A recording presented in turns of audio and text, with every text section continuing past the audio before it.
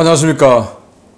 신의균의 국방TV 시큐리티 뉴스입니다. 자, 오늘도 우크라이나 전황 그리고 우리 안보 소식 등 굉장히 흥미로운 또 중요한 안보 이슈를 말씀드리도록 하겠습니다. 자, 지난 주말간에 우크라이나가 정말 대단한 공격을 성공시켰습니다. 하르키우에서 한 250km 떨어져 있는 러시아 본토에 완전히 어마어마한 규모의 버섯 구름이 피어 올랐습니다. 이게 도대체 뭘까요? 우크라이나의 공격 성공인데 뭔지 한번 보도록 하겠고요. 그리고 이란, 지금 이 이스라엘이 레바논 침공하면 이란은 뭐 모든 수단을 다 동원해서 참전하겠다라고 했지 않습니까? 그 이란의 최대 해군기지인 반다르 아바스, 그 반다르 아바스 항에 있던 이란 구축함이 그냥 툭 넘어져서 침몰해 버렸습니다. 그래서 이건 이란이 사고가 아니라 사건이라고 하는 것은 뭔가 그 범인이 있단 말이죠. 사건이라고 규정했는데 순식간에 침몰해버린 이란 구축함 소식 보겠고요. 그리고 여러분들 뭐 다 아시겠지만 우리 윤석열 대통령 나토 정상회의 참석자 지금 출국을 했죠. 이번 나토 정상회의에 지금 3번 연속으로 초청을 받았는데 여기에는 굉장히 중요한 그런 모멘텀이라고 생각합니다. 3년째 우리 대한민국에 나토가 러브콜을 보내고 있는데 우크라이나 전쟁 기여 안 하고 있죠. 또 대중국, 인도 태평양 정책에 기여 안 하고 있죠. 이런 면을 봤을 때 과연 동맹이냐, 과연 우방이냐 라는 그런 의구심을 지울 수 없는, 신뢰감을 줄 수 없는 이런 상황이 되어가고 있는데 이번에는 어떤 결심을 하고 올지 보도록 하겠습니다. 첫 번째입니다. 지난주 나토 정상회의에 깜짝 초청받은 윤석열 대통령이 7월 8일 정상회의 참석을 위해 출국했습니다. 주요 일정이 동맹 강화 메시지 전달에 맞춰져 있다는 평가가 나오는데 행사에서 오간 대화가 구체적 실천으로 이어지길 바랍니다. 윤석열 대통령이 오는 7월 11일부터 미국 워싱턴 DC에서 열리는 나토 정상회의에 참석하기 위해 8일 서울공항을 통해 출국했습니다. 윤 대통령은 이번 일정에 앞서 환태평양 군사훈련, 즉 림팩 훈련이 진행되고 있는 하와이에 들러 이틀간 머물면서 태평양 국립묘지를 찾아 헌화하고 미 인도태평양 사령부에서 세뮤얼 파파로 인도태평양 사령관과 만날 예정입니다. 10일부터는 워싱턴 DC에서 옌스 스톨텐버그 나토 사무총장을 시작으로 체코, 핀란드, 노르웨이 등 주요 나토 회원국 정상들과 연쇄 양자 회담을 갖고 에너지, 안보 분야 협력과 국제 정세를 논의할 예정입니다. 11일 오전에는 나토 인도태평양 파트너 4개국 정상회의 참석한 뒤 곧바로 나토 정상회의 본회의에도 참석할 예정인데요. 나토 측 요청에 따라 오후 나토 퍼블릭 포럼에 참석해 인도태평양 세션 연사로 나서 글로벌 안보 질서를 주제로 연설할 예정입니다.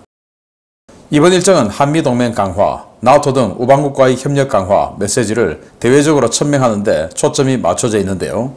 지난주 자유총연맹 행사에서 자유민주주의를 힘으로 지켜내는 것이다 라고 천명했던 윤 대통령. 부디 이번 방문을 통해 보다 분명한 목소리를 내고 진영의 일원으로서 실질적인 역할을 나서주기를 바랍니다. 네, 출국 7월 8일 출국을 했는데 일단 하와이 먼저 가서 그 인도태평양 사령관하고 이 안보 문제를 논의한다라는 거예요. 그리고 이제 워싱턴 DC를 가서 나토 정상회의에 참석하는데 3년 연속 초청받았어요. 그럼 지금 이 지난 3년 동안 무슨 일이 있었냐? 바로 우크라이나 전쟁 3년이죠. 22, 23, 24, 3년 연속이니까. 그리고 3년 연속 나토 정상회의에 초청을 받았는데 그러면 나토의 바람은 명확하죠. 우크라이나 전쟁에 지원 좀 해달라. 그거 아니겠습니까? 그런데 지금도 뜨뜻미지근한 뭐 일부 탄약을 케이스가리에서 보내주는 뭐 이 정도 외에는 하지 않고 있는 한국인데 과연 이렇게 해서 지금 뭐 핵 개발이다, 핵 자강이다 굉장히 많은 이 어떤 자주 군사력, 핵 군사력 논의가 양 사방에서 지금 화라산처럼 분출되고 있는데 이거 되겠습니까? 한미 원자력 협정 개정 없이 되겠습니까? 원자력 협정 개정하려면 미국이 신뢰를 하게끔 해야 되죠. 한국의 핵무기는 절대로 나를 겨냥하지 않아. 한국의 핵무기는 이건 나의 펀치와도 같아. 라는 이 확신을 줘야 되는데 지금 그렇지 않습니다. 그래서 지난 3년 동안 우크라이나 전쟁에도 기여하지 않고 또 인도 태평양 정책, 즉 대중국 포위 전략에도 기여하지 않는 이 한국. 그런데 이번 나토 정상회의쯤에서 오커스 필러 2 참석 여부가 결정된다고 하는데 필러 1은 이제 그 핵 잠수함 기술을 호주에게 전해주는 바로 그 장치죠. 근데 필러 2 여러 가지 AI 관련한 것 등등 해서 여러 가지 군사 기술을 공유하는 뭐 이 정도인데 뭐 그럼에도 불구하고 이거는 반드시 이번에는 해야 되겠다. 해야 된다라고 말씀을 드리면서 7월 4일 자유총연맹 창립 70주년 기념식 연설에서 윤 대통령이 이렇게 연설을 했습니다. 지금 우리가 누리는 자유와 번영은 결코 쉽게 공짜로 얻어진 것이 아니다. 위대한 국민과 지도자들의 피와 땀으로 이뤄낸 것이다. 의지와 투쟁 없이 자유를 지켜낼 수 없다. 정부는 말이 아니라 힘으로 우리의 자유와 번영을 굳건히 지켜내겠다. 정말 멋있는 말이죠. 저희들 같은 이 우파가 바람하지 않는 그런 발언입니다. 말만 하는 것이 아니라 행동, 즉 의지와 투쟁 없이 자유를 지켜낼 수 없다고 했으니까 그 의지를 가지고 투쟁에, 즉 행동에 나서 주기를 바란다라는 말씀을 드리고요. 두 번째, 정말 흥미로운 또 이란 입장에서는 쇼킹한 그런 뉴스입니다. 보겠습니다. 이란이 순수 독자 기술로 건조한 구축함이라고 주장하는 최신의 전투함이 이란 해군기지 안에서 침몰했다는 소식입니다. 이란은 사고가 아니라 사건이라고 밝히고 있는데 침몰 원인을 놓고 다양한 추측이 제기되고 있습니다. 지난 2018년 추격해 이란 해군 최초로 대서양 작전 기록을 세웠던 자칭 구축함 샤한드함이 반달 아바스 해군기지에서 현지 시각 7월 7일 침몰했습니다. 현지 오신트 소식통에 따르면 샤한드는 수리를 위해 혁명수비대 소유의 조선소에 계류되어 있던 중 돌연 침수가 시작되었으며 몇 시간 만에 좌현으로 완전히 기울어 침몰했습니다. 이란 당국은 샤한드 침몰을 액시던트가 아니라 인시던트, 즉 사건이라고 밝혔는데요. 이 때문에 이번 군함 침몰이 단순 사고가 아니라 사보타주에 의한 의도적 격침이었을 가능성도 제기되고 있습니다. 우리나라의 울산급 호위함보다 약간 더 큰 2,500톤급 경호위함인 샤한드함은 7척이 배치될 예정이었던 이란의 모지급 구축함 3번함인데요. 모지급은 2번함 다마반드함이 카스피해에서 풍랑을 만나 침몰했고 5번함 시라즈도 건조 중 도크 안에서 선체가 기울어 전복되면서 대파된 바 있어 저주받은 군함이라고 조롱을 받고 있습니다. 이란은 이 전투함이 크기는 작지만 고성능 패사 레이더와 사야드2 함대공 미사일을 장착해 장거리 방공 전투가 가능하고 자체 개발한 카데르 순항 미사일을 탑재해 원거리, 대함, 대지 타격이 모두 가능하다고 주장하고 있는데요. 이란 해군의 주력 전투함인 이 구축함이 전복되면서 이란은 당분간 심각한 전력난에 시달리게 되었습니다. 문제는 이란 당국의 최초 보고대로 이번 침몰이 정말 인시던트인지 여부인데요. 외부 사보타주 공격에 의한 침몰일 경우 이란 최대 해군기지 한복판에서 백주 대낮에 일어난 일이어서 이란의 체면이 제대로 구겨질 것으로 보입니다. 네, 뭐 우리 울산급 호위함하고 비슷한 덩치, 약간 커요. 2,500톤이니까. 이걸 이제 구축함이라고 하는데, 뭐 사실 우리도 옛날에 울산급 만들었을 때 구축함이라고 하긴 했는데, 이 후진국들의 그런 또 이제 뭐 국산 전투함 처음 가지게 되는 이 후진국들의 공통점이죠. 뭔가 부풀리는 거. 우리는 이제 그런 단계는 지났고요. 자, 이걸 구축함이라고 하는데 이걸 7척 만들다고 계획을 했고 지금 현재 4척이 취역이 되었었습니다. 5번 함은 건조 중에 침몰을 했고요. 그리고 6번함, 7번함은 건조에 들어갔다고 하는데 어느 정도 공정이 진행되는지 아직 알 수 없고 4척 중에 2척이 침몰했습니다. 오늘 이번 주말에 침몰한 것까지 합하면. 그래서 지금 2척밖에 안 남게 된 거죠. 기가 차죠. 자, 여기 보시면 해군기지 안에 이렇게 계류되어 있다가 옆으로 그냥 넘어졌습니다. 넘어졌는데 여기 지금 승용차 보이죠?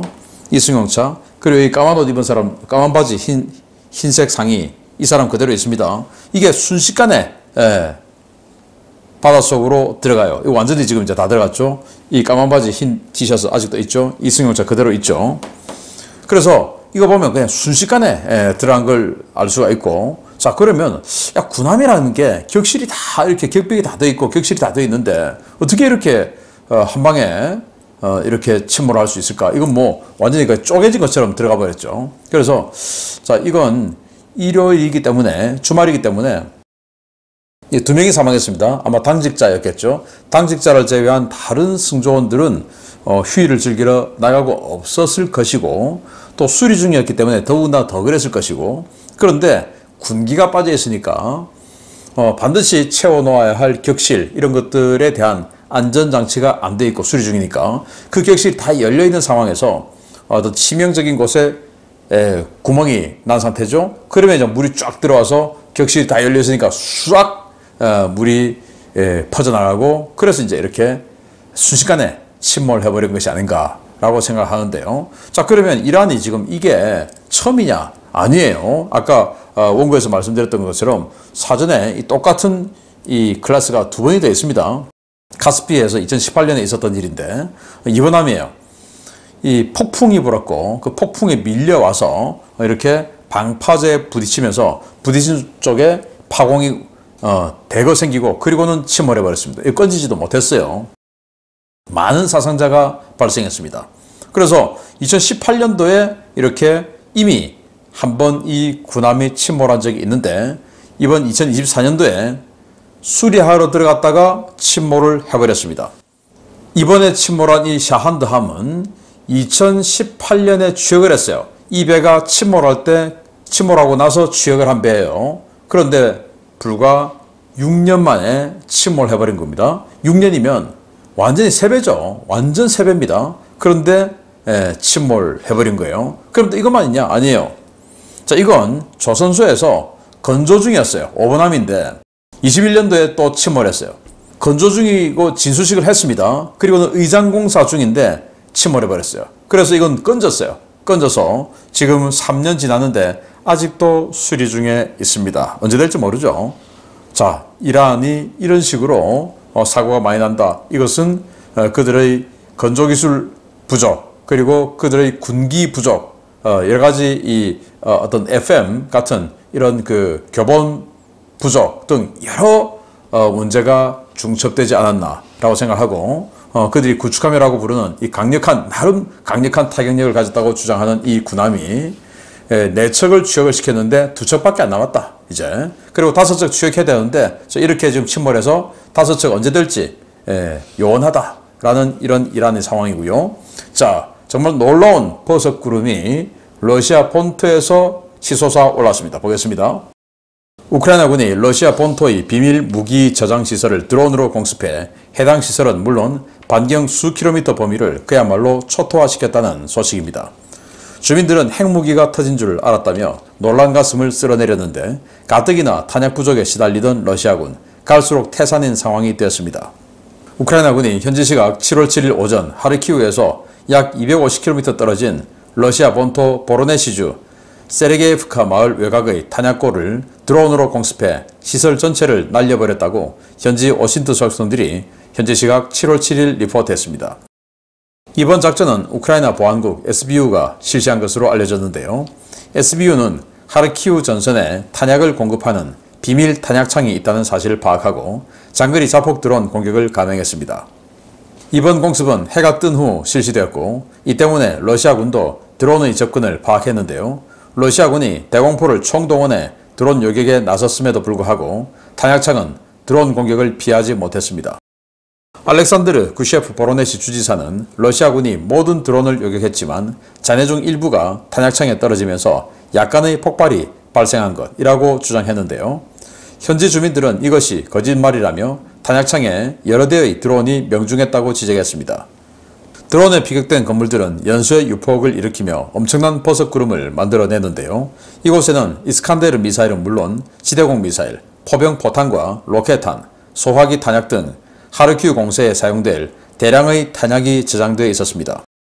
러시아 측은 폭발로 인한 피해가 없다고 주장했지만 폭발과 화재가 발생한 범위가 반경 3km가 넘어 탄약 관리를 위해 기지에 주둔하던 병력 대부분이 사망한 것으로 추정되고 있고, 인근 마을에서도 폭발과 화재로 인한 인명피해가 보고되고 있습니다.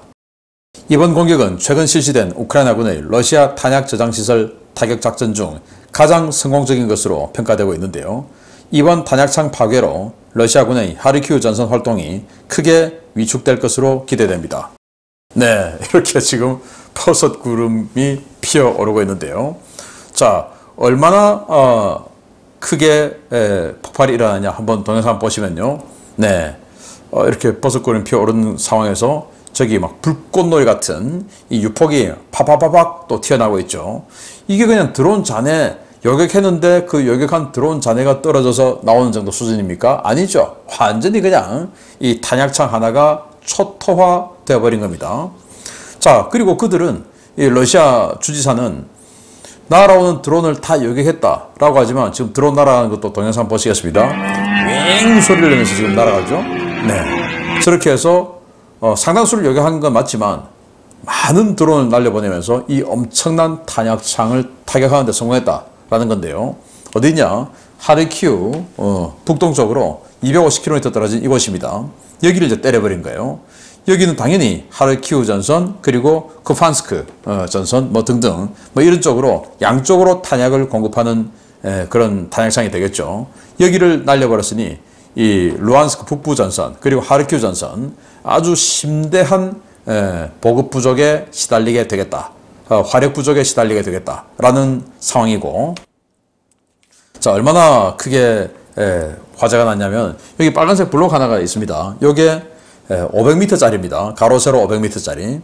그러면 이 지금 큰 이 사각형짜리가 이렇게 많이 얽혀져 있는 거 보면 반경 가로 세로 수 킬로미터의 화재가 일어나고 있는 상황을 나사 화재 감시 위성이 이렇게 확인할 수가 있습니다.